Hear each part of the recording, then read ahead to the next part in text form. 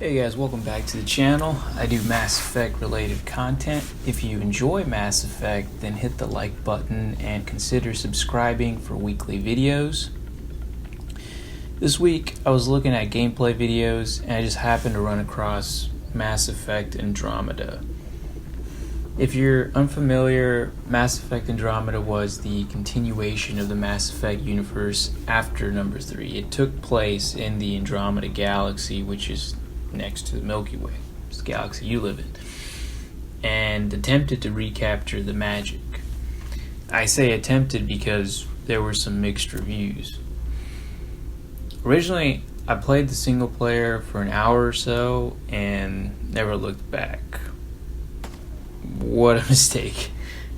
Not about the single player, I still don't like that, but the multiplayer is pretty awesome. So in this video, I'm going to give my first impressions, thoughts on the multiplayer in Mass Effect Andromeda. I think I may have some trouble going back into Mass Effect 3. If you want to know why, keep watching. So of course I'm playing the Juggernaut. The channel is the N7 Juggernaut. First thing I'm going to talk about is movement. It feels pretty nice in this game. The biggest change from Mass Effect 3 revolves around verticality. It feels very similar to Halo 5's movement style, where you can dash, hover, and shoot, clamber, ground pound, etc. The only real difference, actually, I feel from Halo 5's movement style is that when there is cover nearby, there's a passive cover system. So you'll take cover if it's close to you. Similar to Mass Effect 1's cover system.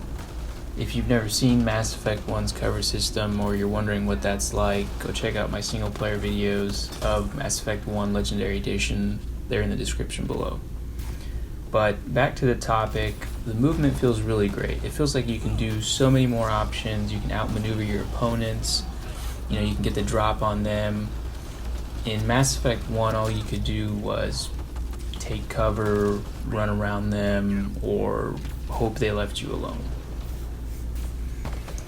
It feels great being able to time a dash just before a laser from an enemy hits you, or if you see a large group of enemies on the ground and you can pretend that you're bringing, just wrath down on them like you're Thor from Avengers, and you're coming down with Stormbreaker.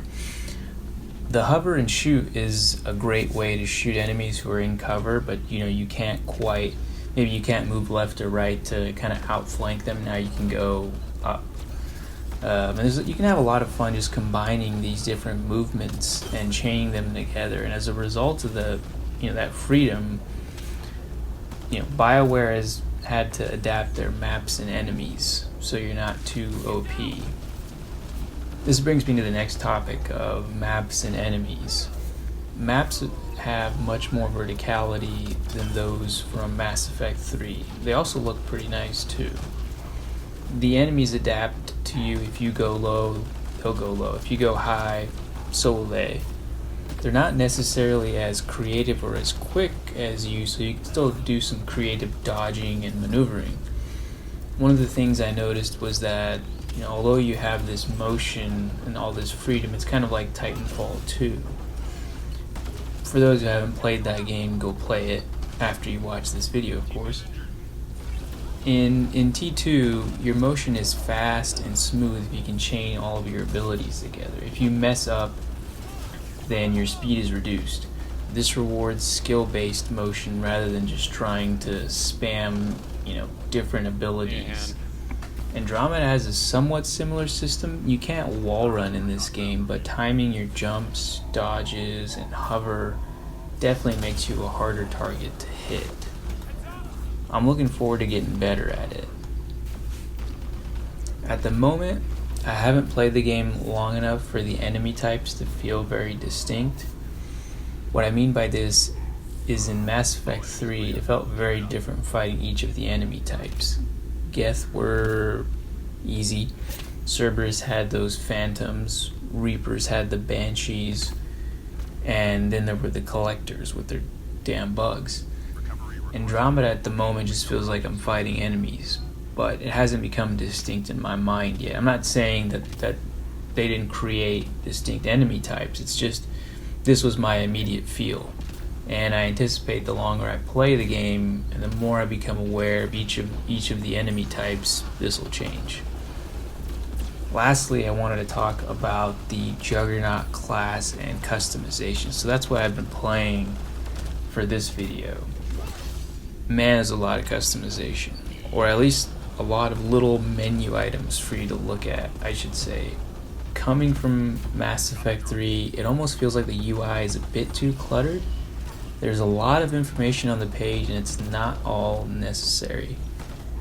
The Juggernaut feels amazing though. He's a close range tank, he has freeze, he has shockwave, he also has armor that he can activate, which makes him even tankier at the expense of some movement speed. This class definitely reminded me of the Geth Juggernaut. He's tough to take down and he can dish out pretty good damage. It's also pretty fun alternating between your armor in the on and off position. You know, how badly do you want that speed boost? Are you willing to take down your armor and risk getting killed? It's a pretty fun decision to make in the heat of combat, and it keeps it combat fairly fresh. I'm really glad I was able to play this character. I kind of just got lucky and I unlocked him in the beginning, and right now I'm just playing him as a mix of weapons and power. I'm not really leaning towards one or the other, but I decided just to max out my defenses in the beginning just because I wanted to get as tanky as I could in the beginning. I'm not really sure what the best builds are, what the best weapons are right now. I'm just having fun playing the game. And that brings me to wrapping up my impressions on the multiplayer. BioWare has done a pretty great job evolving the multiplayer of Mass Effect 3 in Mass Effect Andromeda. The motion combined with the enemies' reactions and map verticality feel great. It feels like enough of Mass Effect 3 was kept, but they added in some fun new things. I really regret not playing this game more when it launched and the player base was larger. I'm definitely going to continue playing it, and it will likely be featured in game night videos I upload weekly. I highly encourage anyone who discounted Mass Effect Andromeda on the basis of single player, like me, to give the multiplayer a shot. If you have any thoughts on Mass Effect Andromeda multiplayer, or maybe you think we should get jetpacks in the rumored Mass Effect Legendary Edition multiplayer, leave a comment down below. Oh, and don't worry, I haven't forgotten about the giveaway. I'll be announcing the winner soon. I believe I have until the 30th before I have to make that announcement. And I might as well tease that there will be another giveaway after the first one is over. So if you didn't get your entry submitted in time, no worries. Thanks, guys. I should go. We get it done, whatever the cost.